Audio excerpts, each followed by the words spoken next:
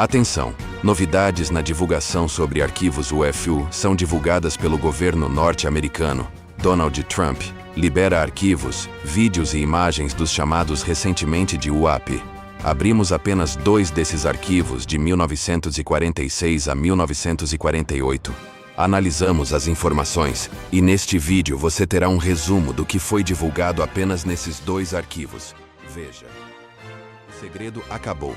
Baseado em documentos ultra-secretos desclassificados da Força Aérea dos Estados Unidos, revelamos a verdade sobre o projeto SIGINT. Entre 1946 e 1948, o céu não estava vazio. Fontes oficiais, como o Memorando do Comando de Material Aéreo, confirmaram o impossível. Os discos voadores não eram ilusões, eram máquinas reais que desafiavam a nossa segurança nacional. Prepare-se para uma jornada pelos arquivos que o Pentágono tentou enterrar para sempre. Como eram esses invasores? Documentos da inteligência descrevem naves circulares ou elípticas, com um design que desafiava a engenharia da época, fundos chatos e topos abaulados, como domos flutuantes. Alguns relatórios mencionam até 2 abas traseiras, simétricas em relação ao eixo de voo. Eram máquinas construídas com uma pele metálica impecável, refletindo o sol enquanto zombavam da nossa soberania aérea em altitudes impossíveis. A performance desses objetos era um pesadelo para os generais. Velocidades de voo nivelados superiores a 300 nós foram registradas constantemente. Mas o que realmente assustava eram as manobras, taxas de subida extremas e uma agilidade de rolagem que nenhum caça americano conseguia acompanhar. Eles agiam com intenção. Quando detectados por radares ou aviões aliados, os discos realizavam manobras evasivas violentas, provando que eram controlados. De onde vinha tamanha força? A maioria dos discos era silenciosa, como fantasmas de metal. Mas em condições de alta performance, eles deixavam um rastro assustador. Uma névoa azul acastanhada, similar à exaustão de um motor de foguete de combustível líquido.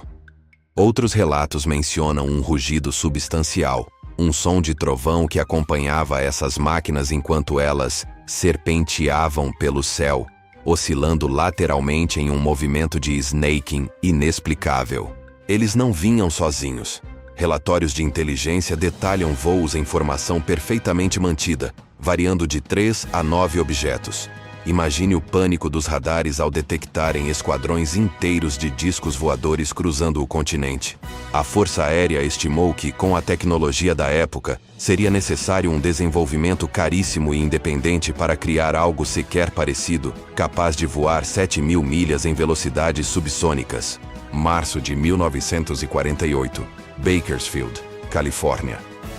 O xerife reporta o impensável. Objetos caindo do céu como aeronaves em chamas. Testemunhas viram 2 naves mergulhando em direção à Terra, deixando rastros de fumaça e detritos. Um dos objetos parecia estar em chamas, expelindo uma fumaça vermelha e preta sinistra. Unidades de resgate e aviões de busca vasculharam a área freneticamente, mas as naves desapareceram no ar, deixando apenas o mistério e o medo. Maio de 1948, Robson, Ohio. Agentes do FBI e inspetores ferroviários testemunham algo bizarro, um objeto redondo e fosforescente cruzando o céu noturno a uma altitude de 6 a 8 milhas. Apesar de parecer ter apenas 9 polegadas de diâmetro da perspectiva do solo, ele se movia com uma quantidade enorme de velocidade, deixando um rastro fosforescente persistente na escuridão. O que era aquela luz inteligente que vigiava as nossas ferrovias? A busca por respostas levou a inteligência até as cinzas da Alemanha nazista. Os investigadores focaram obsessivamente nos irmãos Horten e suas asas voadoras. Designs como o Horten 8 e a misteriosa parábola foram considerados significativos para explicar os discos voadores. Seria possível que cientistas alemães tivessem alcançado o segredo do voo circular antes da queda do Terceiro Reich? A busca por esses gênios levou oficiais americanos até a Espanha. O medo real tinha cor: vermelho. Um relatório de Moscou de junho de 1947 deu um soco no estômago do Pentágono. indicações de que os russos estavam construindo 1.800 aeronaves baseadas no design alemão Horten 8. Pior ainda, a versão russa era movida a jato e destinada a esquadrões de bombardeiros. A inteligência americana temia que a URSS possuísse uma forma de propulsão nuclear totalmente fora do nosso conhecimento doméstico. A corrida era pela sobrevivência. Seria uma arma secreta americana? O general Curtis LeMay foi questionado diretamente. Em agosto de 1947, ele deu a resposta oficial. As forças aéreas do exército não possuíam nenhum projeto de pesquisa com as características dos discos voadores. Se não era nosso e não era deles, de quem era? A negação de LeMay lançou o projeto Cygne em uma busca desesperada por evidências físicas, como destroços de quedas que provassem a existência dessas máquinas. O pânico gerou propostas extremas. Oficiais sugeriram manter caças interceptadores em alerta contínuo em todos os Estados Unidos e Alasca, equipados com câmeras de metralhadora para capturar provas definitivas. Mas o Comando de Planos e Operações barrou a ideia.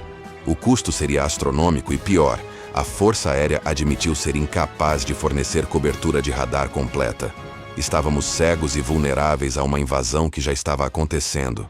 Teorias bizarras inundavam os escritórios de inteligência.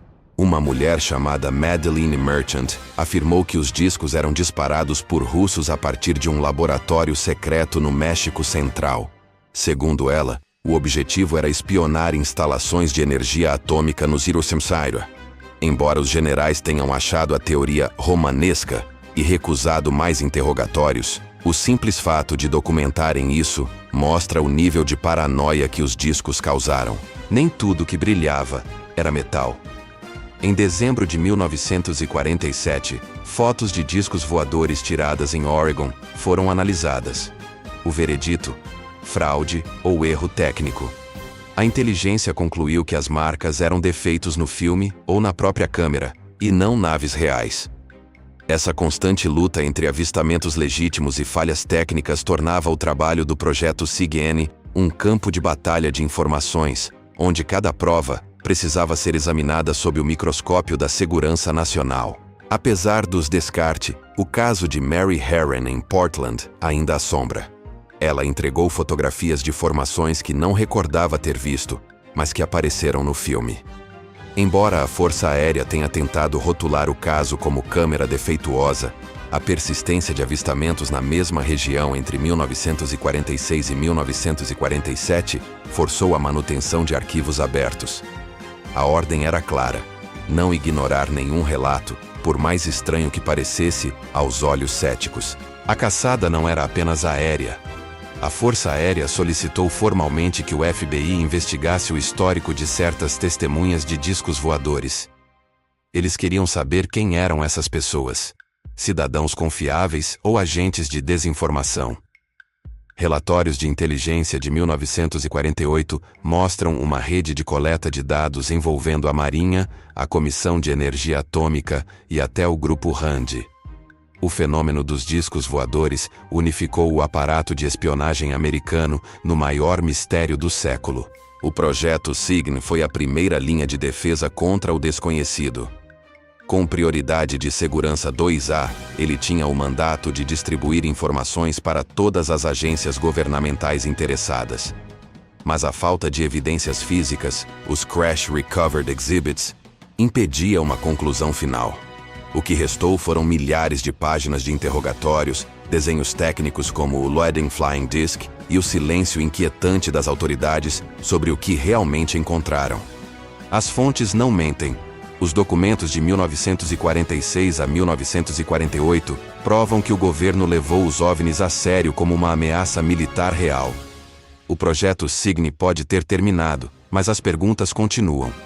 Estávamos sendo vigiados por tecnologia soviética, segredos nazistas ou algo de fora deste mundo? Os arquivos estão abertos, mas a verdade final permanece trancada em algum cofre do Pentágono. Você acaba de ver as provas. Agora, a conclusão é sua. Fique atento. Vamos verificar todos os arquivos liberados e resumir tudo para você aqui. Fique atento com os próximos vídeos. Obrigado.